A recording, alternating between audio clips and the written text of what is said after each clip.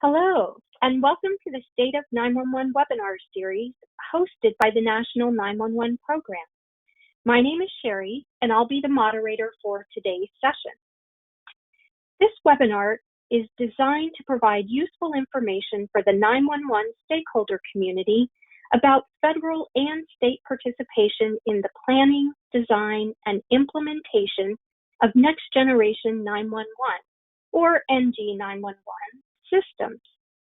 It includes real experiences from leaders utilizing these processes throughout the country. Today's session will feature speakers from the NG911 Interoperability and Oversight Commission, or NIOC, providing updates on their work, and the Pennsylvania Emergency Management Agency will discuss their unique approach to statewide NG911. For closed captioning, please copy and paste the URL link in the chat window to an additional web browser. For more information on the National 911 Program webinars, or to access archived recordings or learn more about the National 911 Program, please visit 911.gov. Feedback or questions about the webinars can be sent to the National 911 team at mcp911.com. Please note that all participants' phone lines have been put in a listen-only mode, and this webinar is being recorded. To ask questions of our presenters, feel free to take one of two actions. Using the GoToWebinar's question feature located on the right-hand side of your screen, you can enter a question at any time during the presentation, and it will be entered into a queue. This feature may not be visible to you while your screen is in the expanded page view.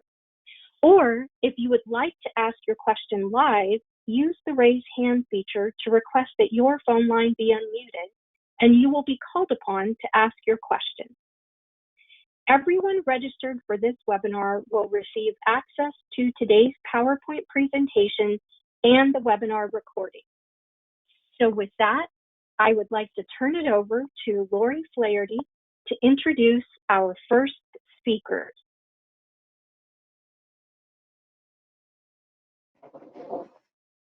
Thanks, Sherry. I'm really happy to have three people with us today who are all members of the NG911 Interoperability Oversight Commission. Rick Blackwell is the chair of the NIOC. His day job is as the E911 director in Greenville County, South Carolina. Mr. Jeff Whittick is also a member of the NIOC, who is chief of staff with Motorola Solutions. And Steve McMurr is also a NIOC member, who is the 911 systems administrator for Fairfax County, Virginia. Gentlemen, the floor is yours. Hey, thank you, Laura. It's an honor to be with y'all. This is Rick talking. We have a whole lot of fun. Laurie serves on the NIOC with us, and we're honored to get to serve with her. So we're going to use a secret word to advance the slides, but in honor of the Pennsylvania folks that are coming up, I'm going to say groundhog. So burn through this thing, groundhog. You can see the commissioners that are presented. You may have to hit, there you go. You just heard our names. And you can say groundhog and get us to the meat of the matter. I want to talk about who or what is the NIOC. There you go, the NG911 Interoperability Oversight Commission. That's a mouthful for me, man. But I want to focus on this where it says independent, transparent, and revenue neutral organization. Those are all basic tenets of what the commission is about. We're established to oversee the security and interoperability in the NG911 communications. We handle the PCA and the Forest Guide. We believe strongly that we need 911 specific security for next generation 911.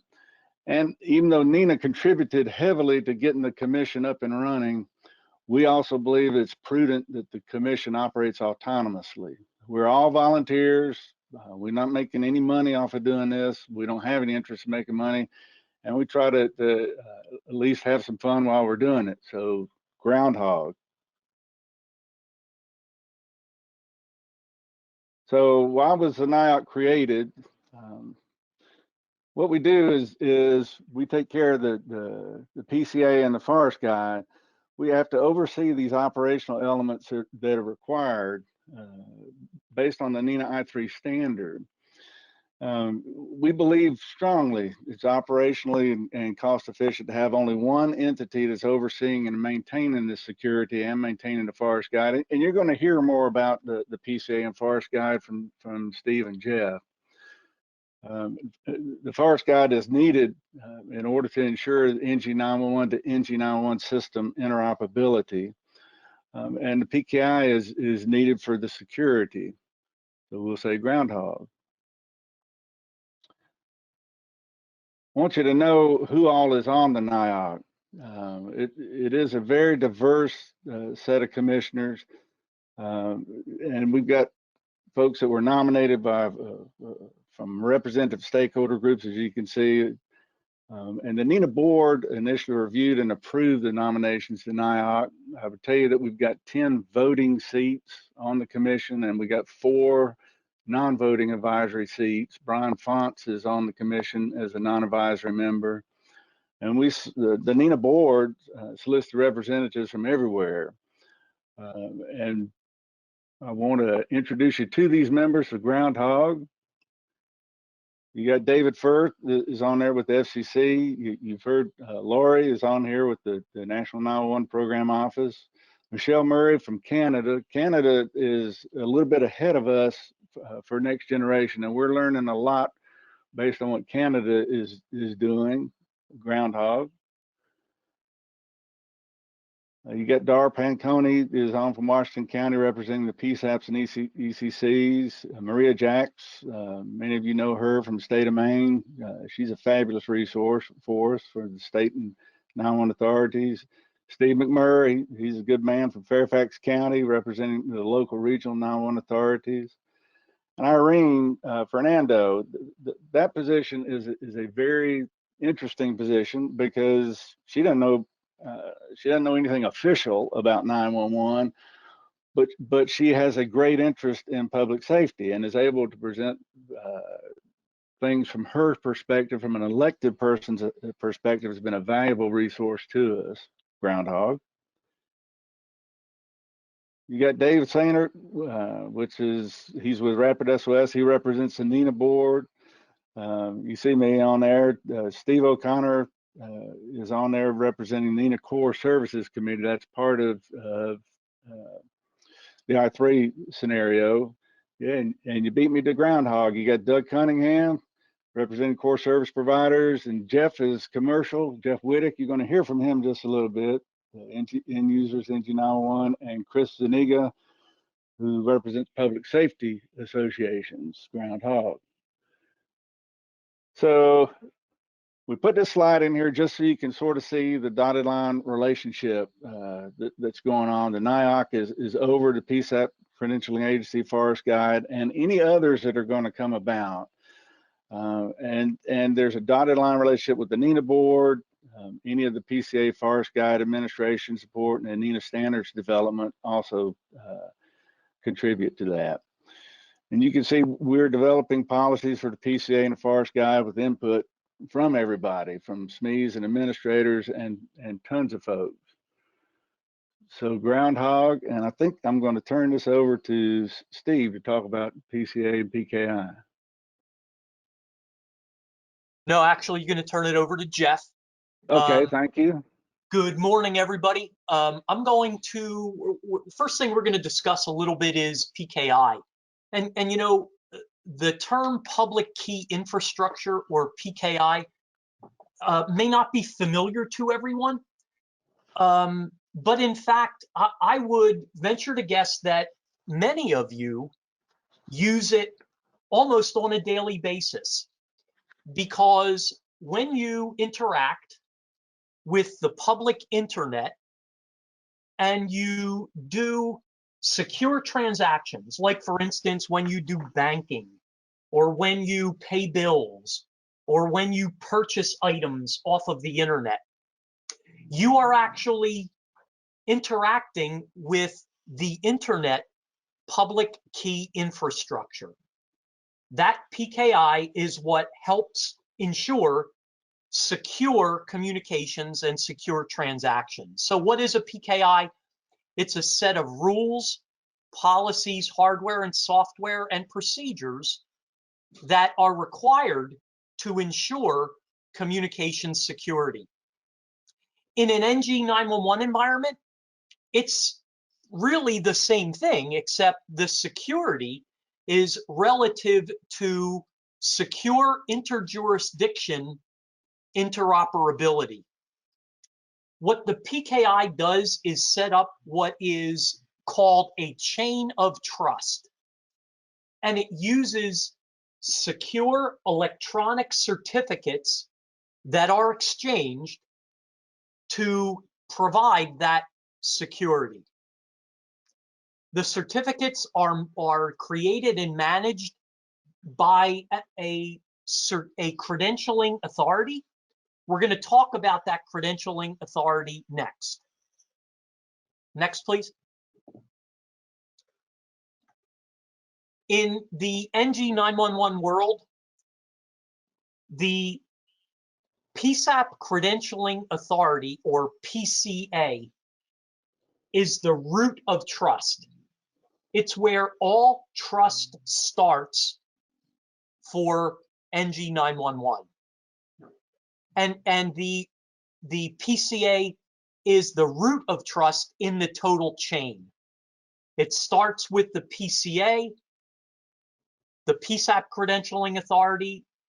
You might go to an intermediate credentialing authority, and then those certificates are passed along to the PSAPs, and the unbroken chain of certificates is that chain of trust. The PSAP Credentialing Authority, or PCA, is actually required as a NINA I3 functional element, and it's an integral component of the public key infrastructure that we're going to be using in NG911. Next, please. So where are we with the establishment of the PSAP Credentialing Authority? In June of 2019, an RFP was released by NINA to solicit competitive proposals for the PSAP Credentialing Authority. The responses that were received were formally reviewed by a team of subject matter experts. And those experts made a recommendation for an award. The entire procurement and review process was then re-reviewed by the NIOC. And during that review, the NIOC found that the entire process was of the highest integrity. Based on that review, the NIOC then awarded the PCA to DigiCert and Ianti. DigiCert is right now putting in place the necessary hardware for implementation and is scheduling a signing ceremony. A signing ceremony is an official, formal ceremony to sign the root certificate that will then be used in the chain of trust. Along with that, in parallel, the NIOC created, reviewed, and approved something called the certificate policy. And what the certificate policy is effectively the constitution, the set of laws that will be used to govern how the certificates are handled in the NG911 PKI. Next, please.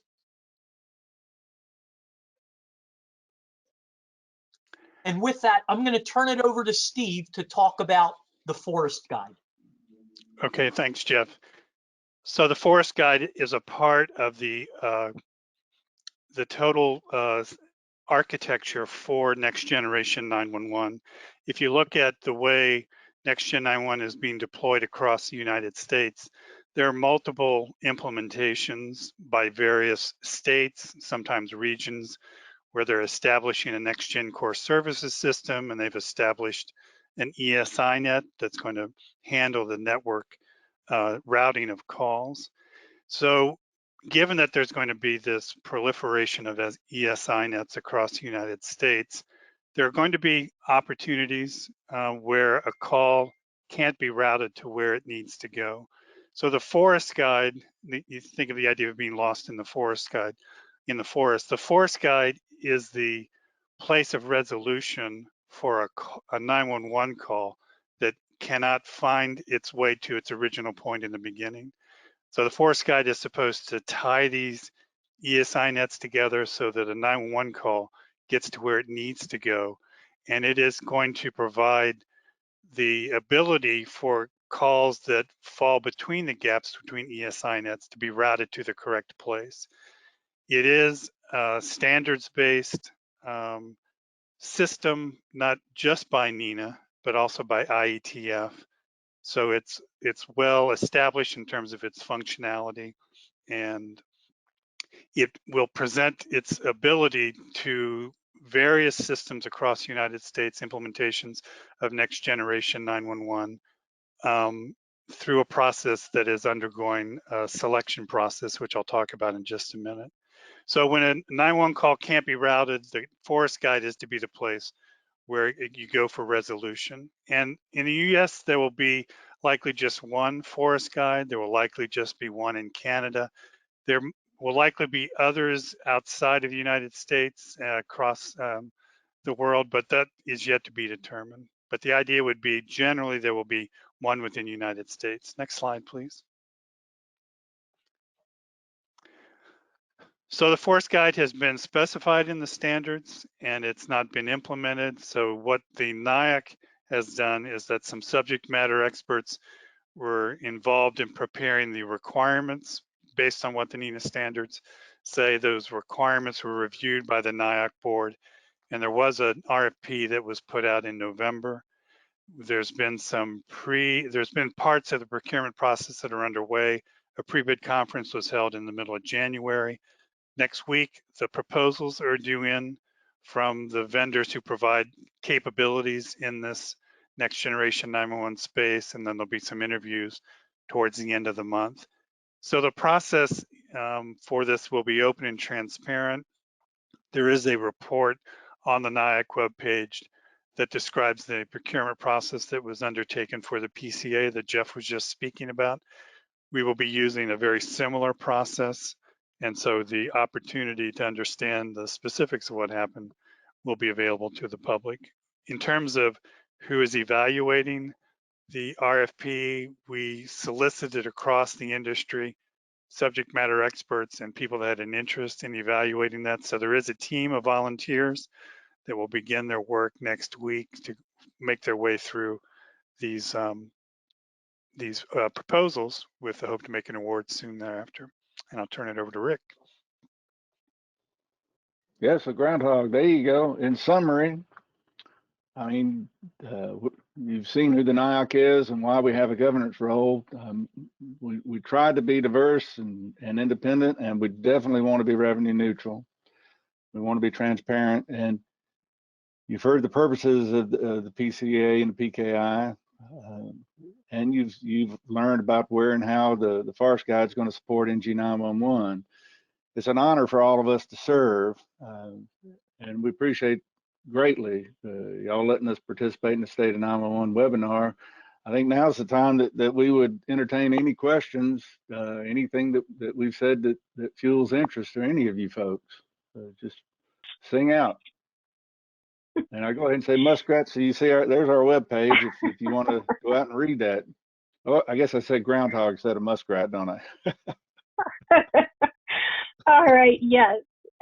Thank you, gentlemen, to all three of you. So, yes, as Rick just mentioned, we now open up our Q&A session.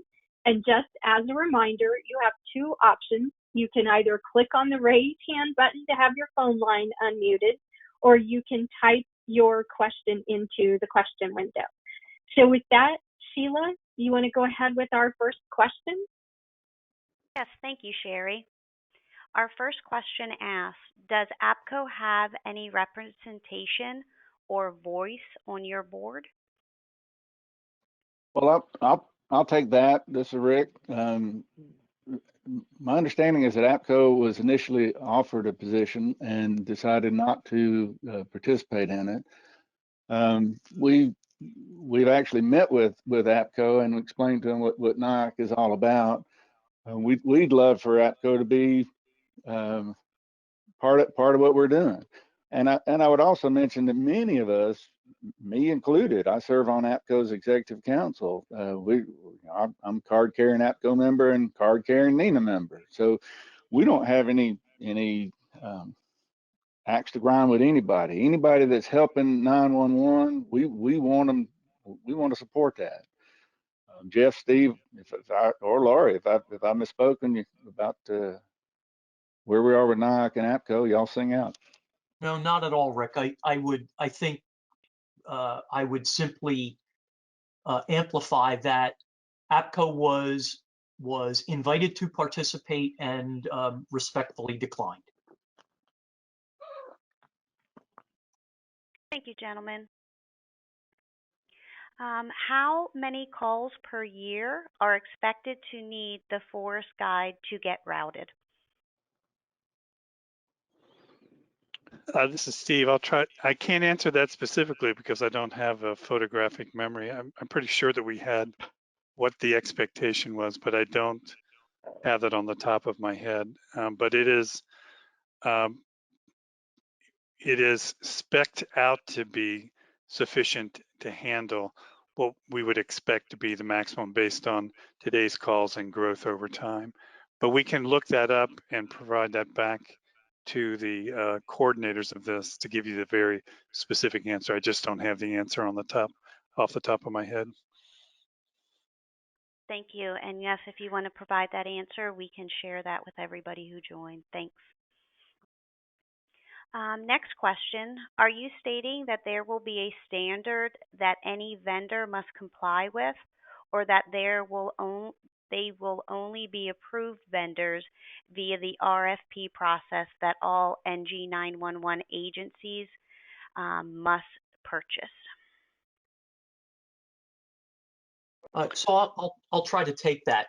So the RFPs that we talked about today were RFPs that were released that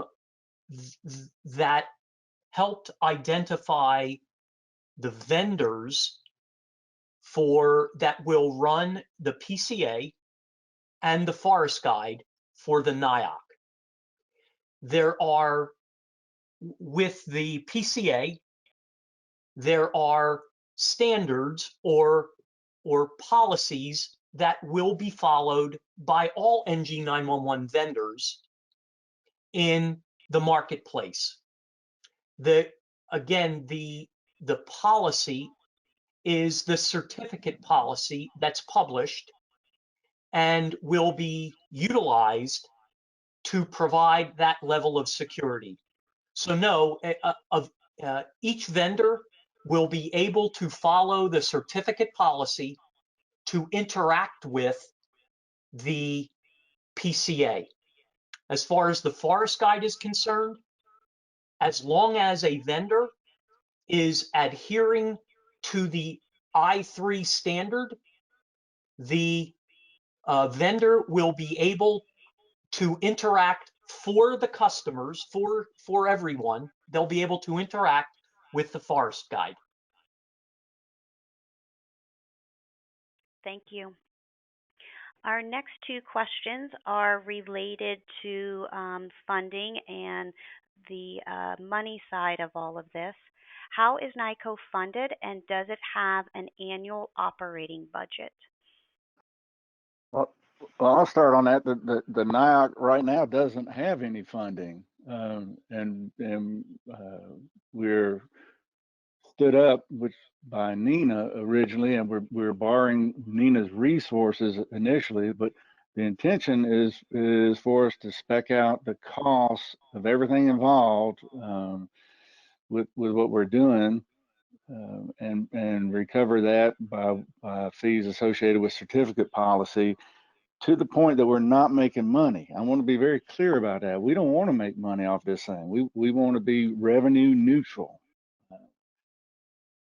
And we don't, we're going to learn more about what the costs associated are with standing the thing up as RFPs are finalized and we get the vendor responses. But I don't know if that totally answers the question. Jeff, Steve, y'all want to chime in? Yeah, Rick, I would, as Rick said, at this point in time, the NIOC was originally funded through NINA. The NIOC, however, is an independent organization. As the RFPs come back and we better understand exactly what the costs will be, a budget will be produced. As Rick has said, that budget will be revenue neutral. It will only cover the cost associated with the operation of the PCA and the Forest Guide. It will not generate profit for the NIOC or frankly for anyone else. It's revenue neutral. So this next question we may not be able to answer at this point, but we'll ask it to have it on record. How sufficient will these costs be to public safety? So you are correct. At this point in time, I can't specifically answer that question until we have the RFP and costs back for the Forest Guide so that we can incorporate them. Okay. May I also add the other? Sure. There is another factor that will impact specific costs to the PSAPs, and that is additionally how each state wants to implement the public key infrastructure. Some states may implement an intermediate PCA, other states may not. So the exact architecture from state to state will also impact the specific cost to PSAPs in a state. Thank you. Is there a benefit of PKI over blockchain? So the benefit of PKI over blockchain is that PKI is a universally understood and utilized method of security. Again, we use it every day on the internet. And the PKI that we're establishing for NG911, it's not exactly the same. It has some differences. The NG911 has some differences to the public internet, but the similarity is close enough that it is well understood, it is well exercised, vendors understand it, and we're not reinventing the wheel.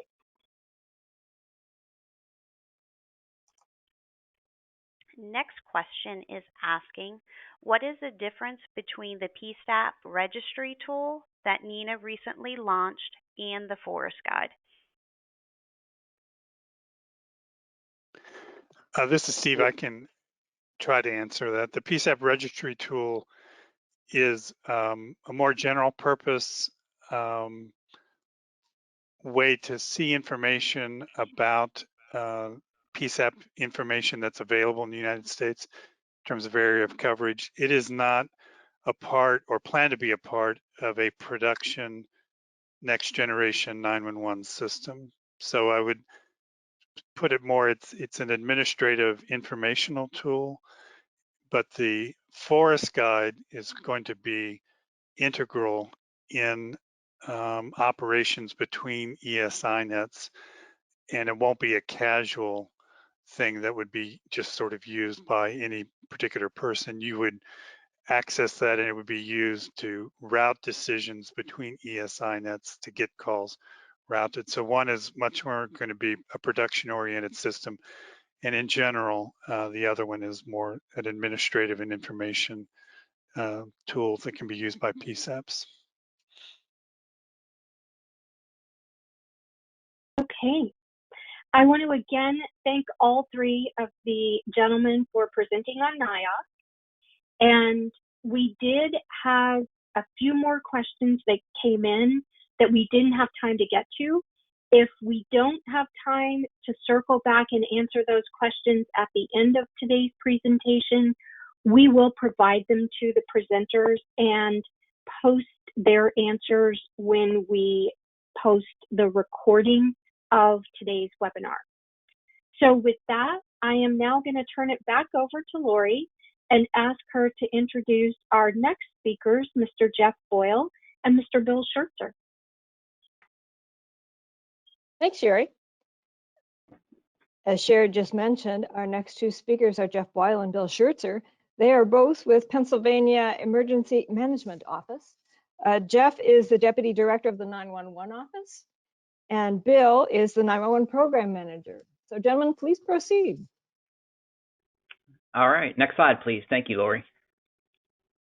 So good afternoon, everybody. I am Jeff Boyle, Deputy Director for 911 at the Pennsylvania Emergency Management Agency. And with me today, I do have Bill Schertzer, our Program Manager. In Pennsylvania, the county does have responsibility for providing 911 service within its jurisdiction. PEMA, we serve in a support role at the state level with responsibilities related to statewide planning, coordination, oversight, and funding. With counties having the responsibility for providing 911, we do have a fairly consolidated 911 system today.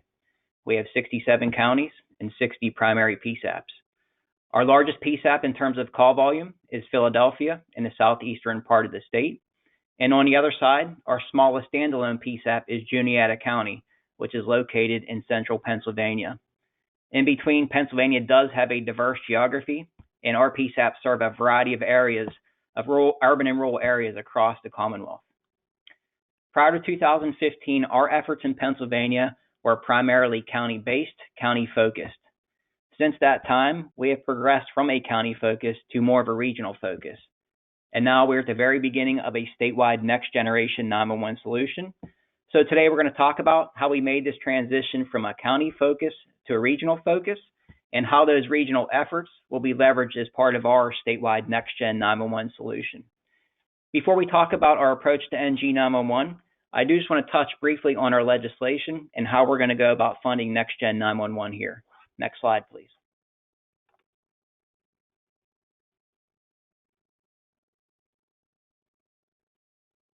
Next slide. I apologize, Jeff. There it goes. Nope. I was having problem some at all. technical difficulties. No worries. So our legislation has been foundational to our progress over the past few years, and it provides not only a good framework to implement a next-gen system, but also to sustain it. So to talk about some of the key provisions in our law, first, a new advisory board was established. The board has been foundational to statewide planning and coordination efforts. It really gives our PSAPs a voice in statewide decisions, and it's really helped develop a very good working relationship between PEMA and our PSAPs. And this has led to many system improvements over the past few years. PEMA is also required to maintain a statewide 911 plan, and by law, this plan must focus on NG911. Our current plan was developed working with our board and our county partners, and it was decided that a statewide approach works best for Pennsylvania. So our plan does call for PEMA to procure a statewide next-gen 911 solution. In preparation for NG911, we are also required to adopt new minimum standards for our PSAPs in areas such as technology, operations, training, QA/QI, and administration. Also, by law, we're required to review and update these standards on an annual basis. So this does give Pennsylvania the opportunity to keep our standards current as next generation 911 standards and capabilities continue to evolve. PEMA is also required to maintain a full physical inventory of every PSAP for a couple purposes. One, to determine each PSAP's next-gen 911 readiness, and then also for statewide planning and coordination. From a funding perspective, our legislation does give us a dedicated funding stream to support regional efforts as well as next-gen 911.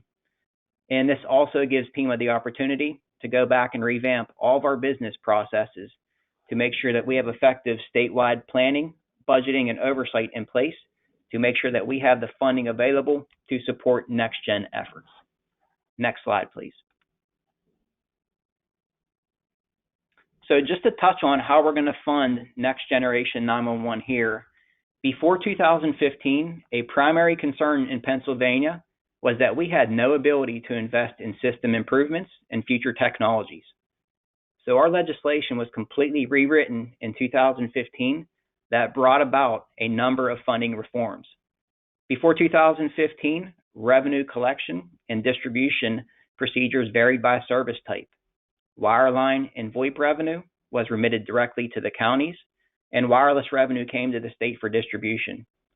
In Pennsylvania, that made it very tough for statewide planning, coordination, and oversight when you're talking about system improvements and investing in next generation 911. Now, all revenue comes to the state on a quarterly basis, and every quarter, at least 83% of our collections are paid out to the counties through a formula-based distribution.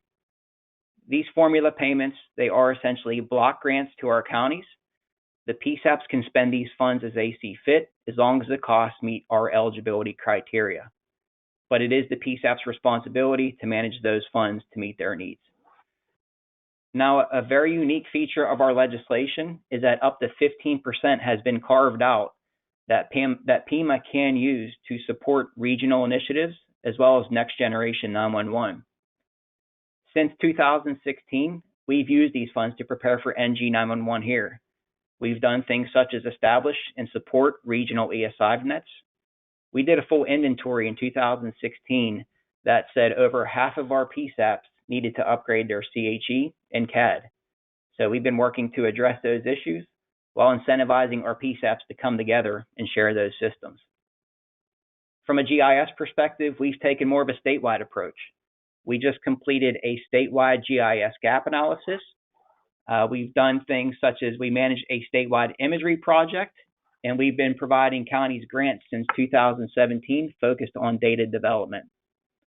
But very importantly, with this carve-out, this 15% carve-out, we do plan to cover the majority of the cost for our next generation 911 service. It's important to note that Pennsylvania counties did contribute over $46 million from their general funds or other local revenue sources in support of 911 last year. So it was a lot of sacrifice and also forward thinking from the Pennsylvania 911 community to agree to carve out some of this revenue so we do have the ability to invest in system improvements and future technologies. Next slide, please. So these efforts over the past few years have led counties to come together and essentially form 7 regions in Pennsylvania. And to talk about some of our regions today, I'll first focus on the West Core region in the southwestern part of the state. This is a 14-county region. They are connected by a very robust regional ESInet. And within this region, we have groups of counties that have come together to share systems and applications, such as CHE, CAD, LMR, dispatch protocols. There's a lot of excellent work going on within that region. Right above them, in the northwestern part of the state, is the Northern Tier region. And this is a 10-county region connected by a regional ESInet. All 10 counties are sharing a single CHE system. 9 counties are sharing a CAD system. They standardize dispatch protocols, fire, police, and EMS among all counties, and they're sharing many other applications. So a lot of credit goes to our PSAPs in regions. A lot of good work is going on in Pennsylvania and I wish I could touch on all of them, but those are just two examples. And I bring up these two examples for a couple reasons. Each of these regions is going to take a different approach for connecting to Pennsylvania's next generation 911 system. When we wrote our requirements for our RFP, we knew that we would need flexibility. We anticipated some regions, such as West Core, would want to maintain a separate regional ESInet as part of the overall statewide next-gen solution.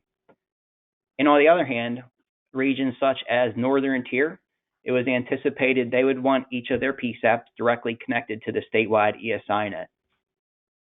In addition, our next-gen solution had to be designed to support ancillary services in place today, such as CAD. So overall, Pennsylvania's solution needed flexibility, and we wanted to leverage our previous investments as much as we possibly could. So in November 2020, we did execute a contract with Comtech to provide a statewide next-gen service here. So to talk more about Pennsylvania's approach to NG911 and the different approaches that regions are going to take, I will now turn it over to Bill Schertzer. Thanks, Jeff. Excuse me. Good afternoon, everybody. Our approach to Next-Gen 911 has been a long time coming. As Jeff said, we signed a contract in November of 2020. That RFP had been released in February of 2019, and many months of work and years of work went into it prior to that. Now that we have a contract signed and moving forward, we have an architecture that we're putting in place that will hopefully allow the originating service providers to connect to TDM POIs that will be located within each LATA. There'll be diverse redundant connections, 2 in every LATA at a minimum. Those POIs will then be connected to aggregation sites in Cleveland and Philadelphia. With those aggregation sites, if a carrier has gone to an IP, as carrier G is depicted in here, if they've gone to some type of IP call delivery, they'll be able to directly connect via IP to those aggregation sites. We also are going to have legacy selective router connectivity at those sites through the TDM POIs. The aggregation sites will be connected to our 2 data centers. Those 2 data centers are dedicated, redundant connections that can serve the entire Commonwealth in and of itself in a single capacity, but they will be fully redundant. 1 in Boyers, Pennsylvania, 1 in the city of Philadelphia. We will then connect those data centers via the ESInet, statewide ESInet, through to our PSAPs, whether it be a regional deployment or directly connected to every PSAP. And we're going to get into that in a little bit more detail. But this is going to be a ring architecture.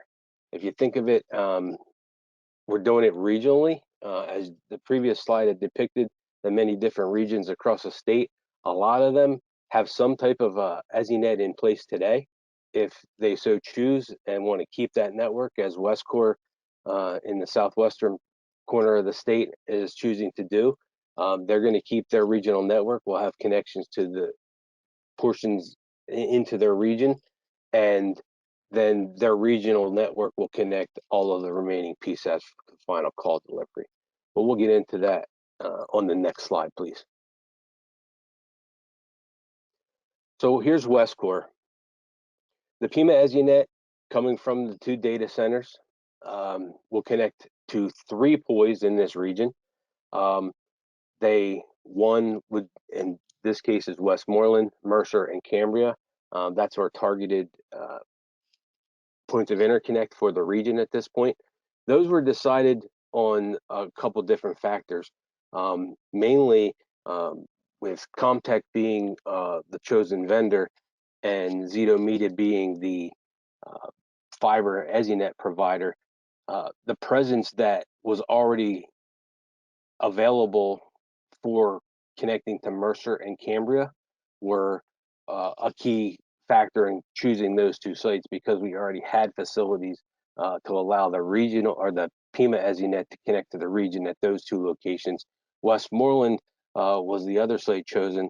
They house, they do a lot of CHE sharing here. There are two systems, actually three independent systems, but Westmoreland has two nodes of two of the shared systems sitting at their location. So it seemed like a logical choice. The regional network, after the interface from the PIMA ESInet for the call delivery, will hand the call off to the appropriate CHE, and then the CHE will route that call over the regional network to the destination PSAP for the call.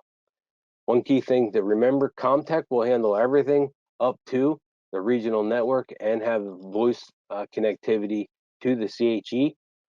Once it hits the CHE, the voice connection and the regional ESInet will be the responsibility of the region and that provider. Next slide, please.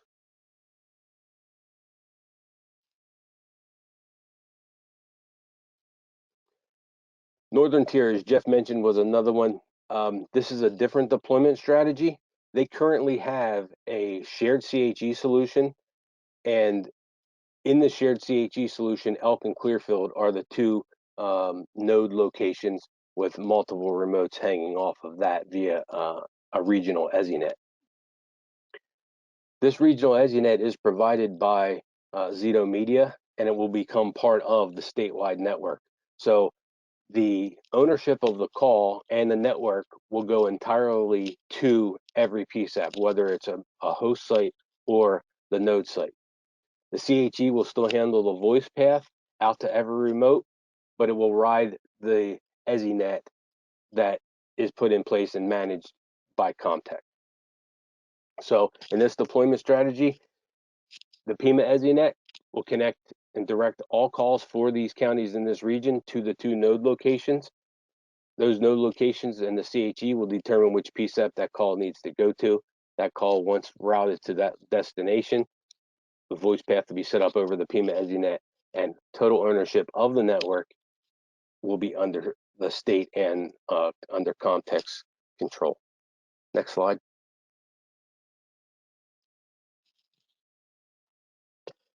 Here's just the deployment strategies in different phases that we're looking at and deploying this strategy across the Commonwealth. We're currently in the design and build phase. We've designed a statewide network that is fiber-based. It is fully fiber-based. We're building about 400 miles worth of fiber in the construction of this network, and that's just the initial builds, knowing where we need to place connectivity.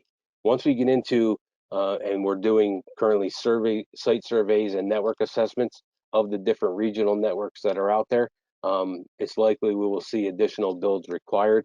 And depending on the strategy that some of these regions want to take as far as coming onto the statewide network, those changes are expected.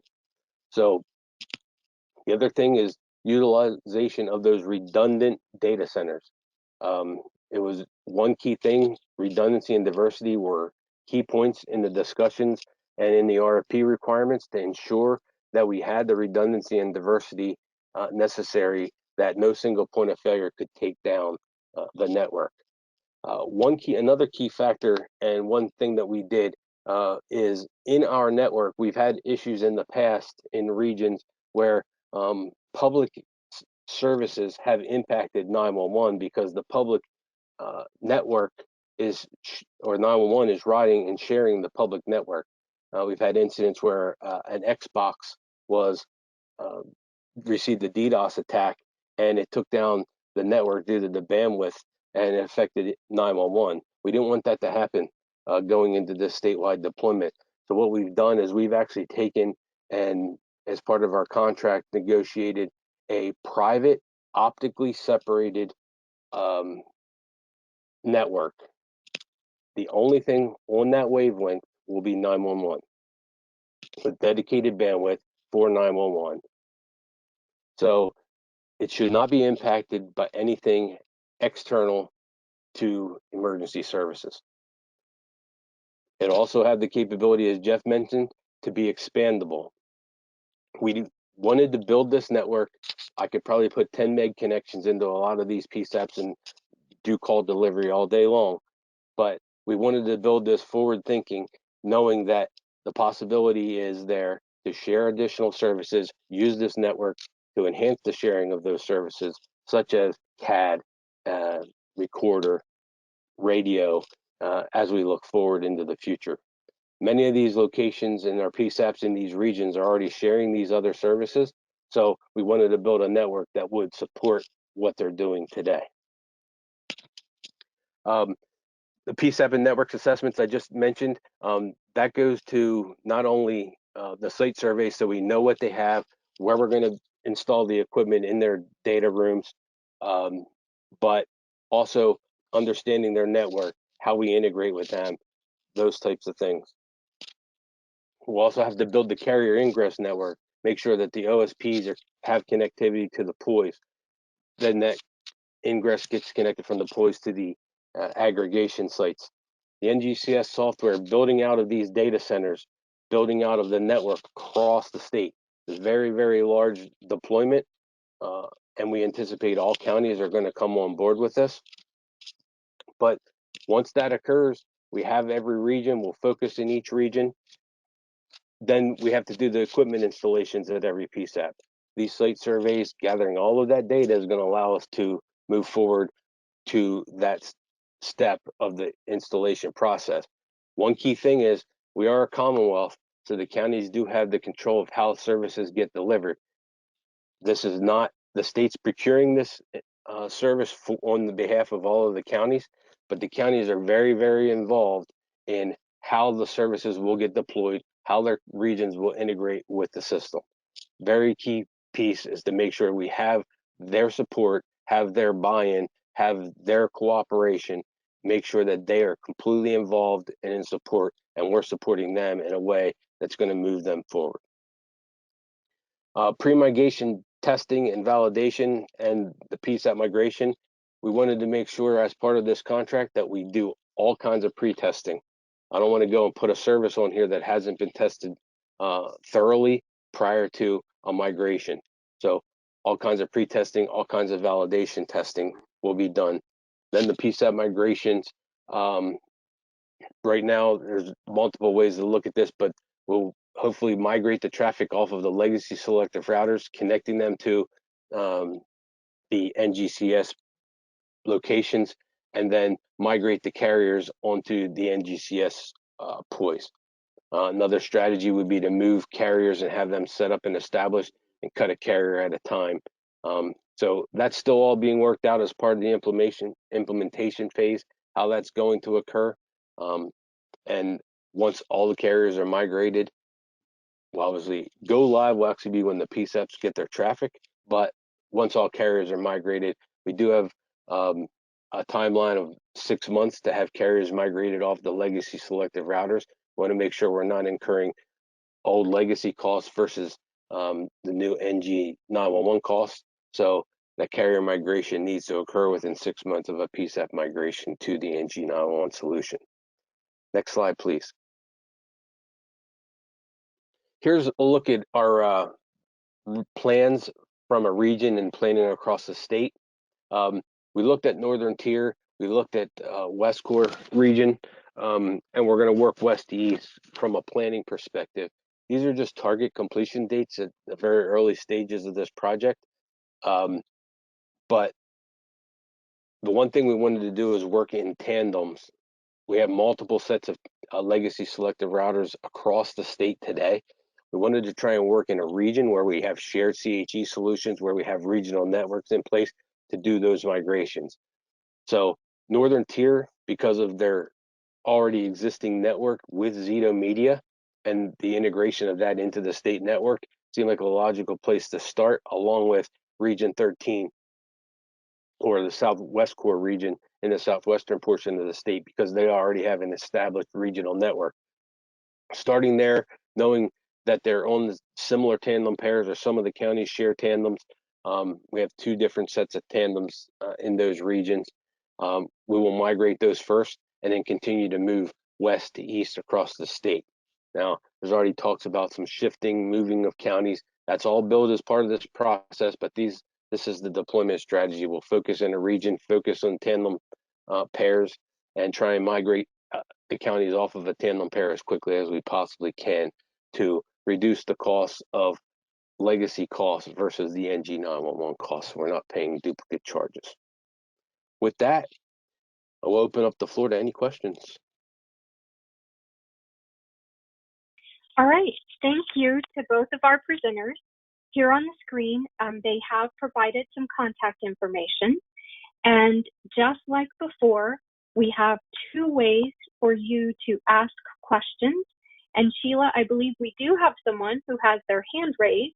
I will go ahead and turn it over to you to go through our questions. Thank you, Sherry. Our first question is asking, is the fiber network being built or contracted from other existing providers? So there's primarily Zito Media is the network provider today, and we're going to leverage the majority of their network in place, but we do have to build roughly 400 miles of fiber to complete this statewide ESInet. Bill, you want to add anything on to that? No, I mean, we are leveraging existing facilities that Zito has in place today. Where they don't have facilities and we need to get connectivity to the PSAPs. One thing I didn't mention that I'll speak to here is one of the requirements is dual diverse redundant connections to every PSAP in the Commonwealth. We wanted to ensure that we had dual redundant connections. We did not want a single point of failure for any PSAP throughout this service. So if they had one connection already there and we need to build a second, that would be identified. As we get into these regional network assessments where a regional network is already in place, we'll do an assessment there to see if that regional network is meeting the statewide requirements of the network that we're expecting there. And then we'll talk and work with the regions and the counties to move forward with any plans of enhancements that may be needed for their county or their region. Another thing I want to mention about those builds, Jeff and I mentioned about the 400 miles of fiber builds. We will leverage whatever Zito has in the network as a backbone, build wherever we need to make connectivities that they don't have fiber today. With those builds, we also have IRUs available that can be used for other Commonwealth agencies. So there was something that if we didn't have fiber to a certain location, other state agencies may be able to utilize the fibers that have been put in place to leverage additional services from the Commonwealth perspective.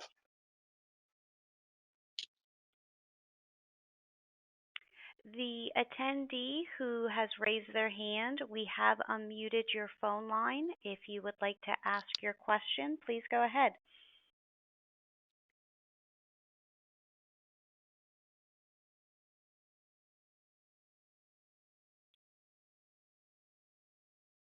All right. I show that she is self-muted. Yeah, thanks, Sheila.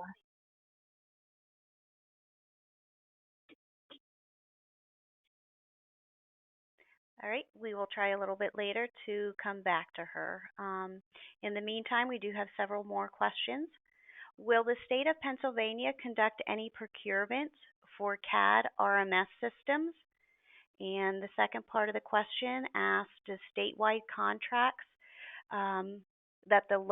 are there statewide contracts that the locals can piggyback on? So as of now, for systems such as CAD, CHE, et cetera, they're not statewide contracts, but that's something that we'd like to migrate in the future. This next-gen effort's definitely taken up a lot of our time, but we definitely want to involve to have statewide contracts for CAD, CHE, and other systems that our county partners can leverage.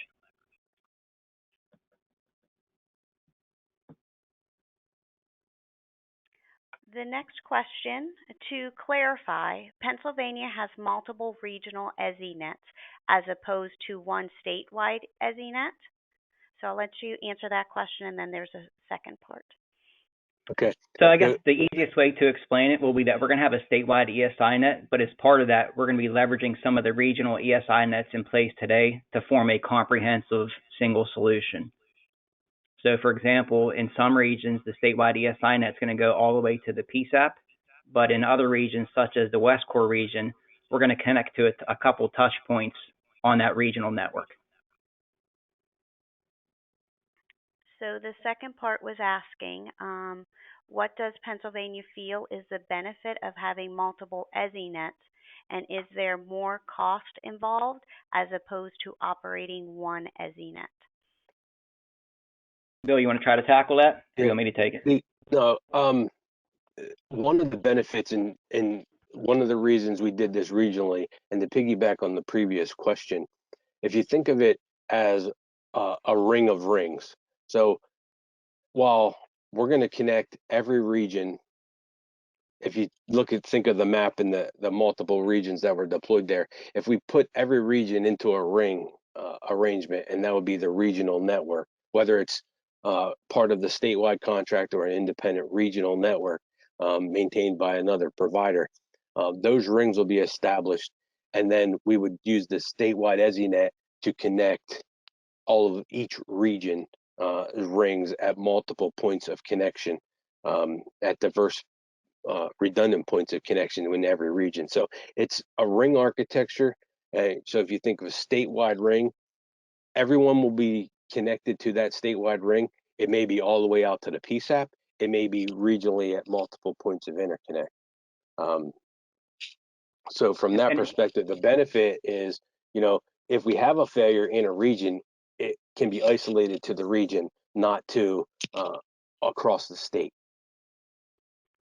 And just from a cost perspective, yes, there will be additional cost to maintain the separate regional ESINets, and that's something that we have to keep in mind as part of the contract. But our counties and regions have built those capabilities up, and they'd like to keep those networks in place. And so it's just a cost of our statewide solution, and that's how we look at it.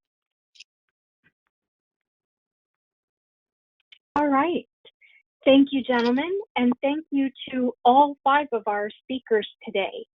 This concludes today's webinar, and we appreciate everyone's participation. I know we had a lot of questions, both for the gentleman from PEMA as well as our NIOC presenters, that we did not get a chance to answer on the webinar. We will capture those questions, provide them to our speakers, and post the answers when we post the recording of the webinar. An archived version of today's webinar will be available in the near future on 911.gov. And as a reminder, our next webinar is scheduled for Tuesday, May the 11th at noon Eastern Time, and we hope that you will all be able to join us. With that, I'd like to thank you all and hope you have a great rest of your Tuesday.